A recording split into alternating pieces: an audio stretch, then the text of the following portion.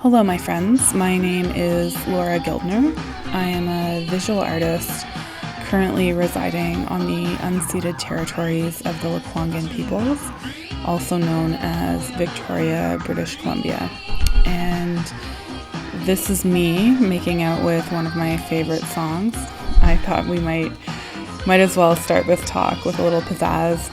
This is kind of where I'm at right now in week 11 of the lockdown. I live alone. I know at least some of you can relate. So here we go. We're going to start this with a performance of some physical sound manipulation. And I'm going to come back and talk to you about my work.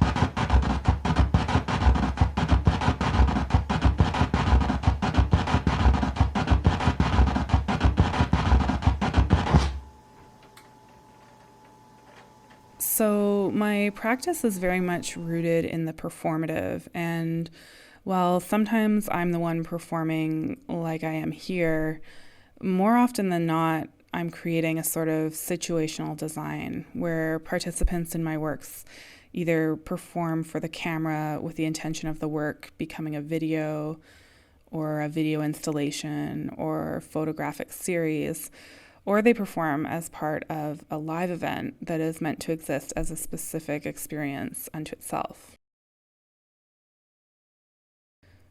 What we're looking at now is documentation of one of my first participatory live works, which was a makeshift parade I orchestrated in 2017.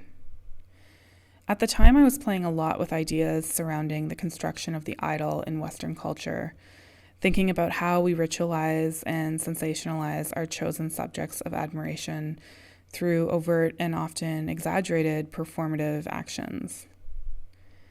I decided I wanted to treat this project as a bit of an experiment. I put out an open call for participants, so I didn't know exactly who or how many people might show up, and I chose an arbitrary subject as the supposed focus of the parade. This ended up becoming Phil Collins, not the visual artist, but the musician, someone who nobody seemed to have any extreme feelings about one way or another in 2017, but who had a bit of a neutral and nostalgic appeal that also communicated some of the humor I was looking to touch on in the work.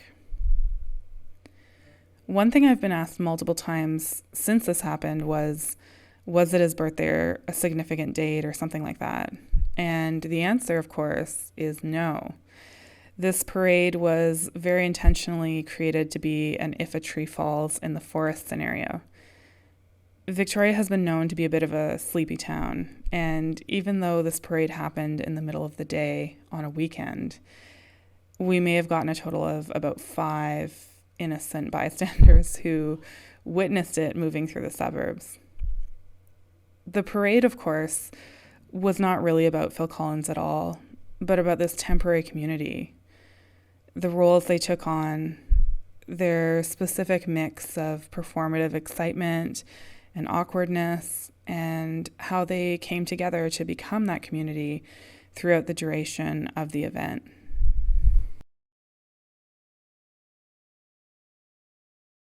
After the parade, I became inspired to create more work that specifically involved the creation of makeshift communities. And since then, these projects have formed about 90% of my overall practice.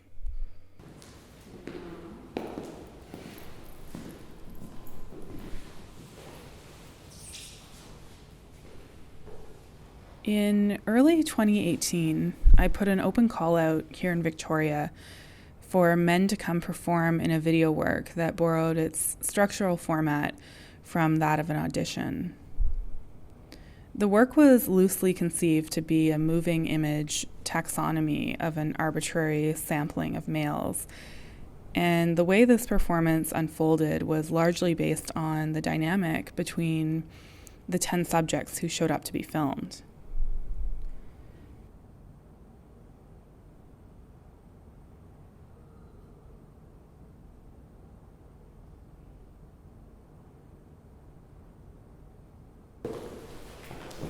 This quasi-audition began by mirroring the expectations of the subjects. With minimal direction, I would ask them to stand or sit or pose and wait. But as the shoot wore on, I began to notice how each individual would respond to the social cues of one another, almost like they were waiting for permission from each other to try something new.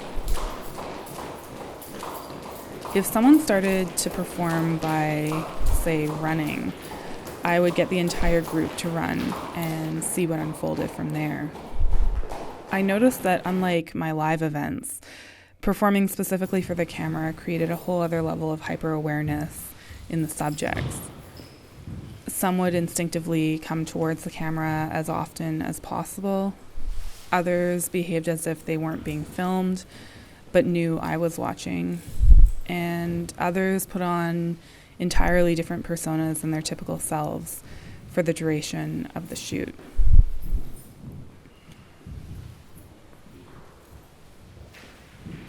Over time, I noticed a collective sort of group mentality developing.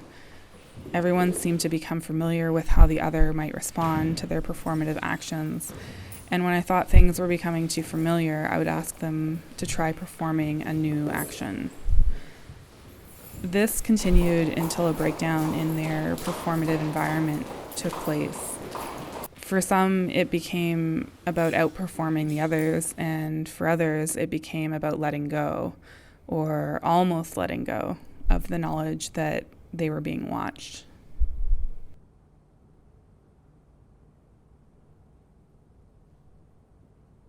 I've returned to this idea of an audition format to play with how we negotiate our performative roles in relation to ourselves, to those around us, and to our awareness of the camera on several occasions. These projects often comment on the tradition of performance as entertainment and can range from creative reimaginings of historical events to site-responsive performances to mock concerts and live events to simple meditations on the act of performance itself.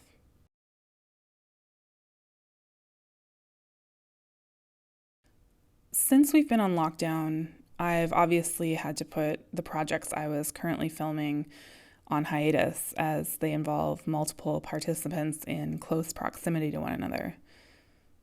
This unique time we're living through has made me all the more grateful that community is such a central element to my practice and that I've had the opportunity to have these wonderful experiences creating work with so many people. It's also made me hyper aware of how integrated performance really is in our day-to-day lives. Beyond being unable to retract myself from watching the performances of our political leaders on television and noticing how celebrities are almost desperately trying to remain relevant on social media throughout this crisis, I've really been noticing how our everyday performative actions have become almost magnified in isolation. On my daily walks, I can't stop noticing how folks working out and getting creative with their outdoor lawn or park or sidewalk workouts have become almost like a social weather report, a barometer of how we're holding up.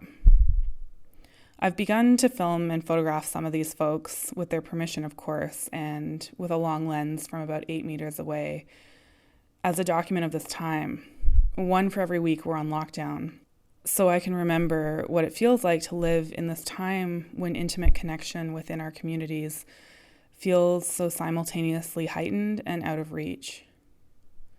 If anything, this pause we're experiencing has reinforced, at least to me, how significant art is to our well-being and to our communities, and that when in doubt or despair, humor might be the best medicine of all.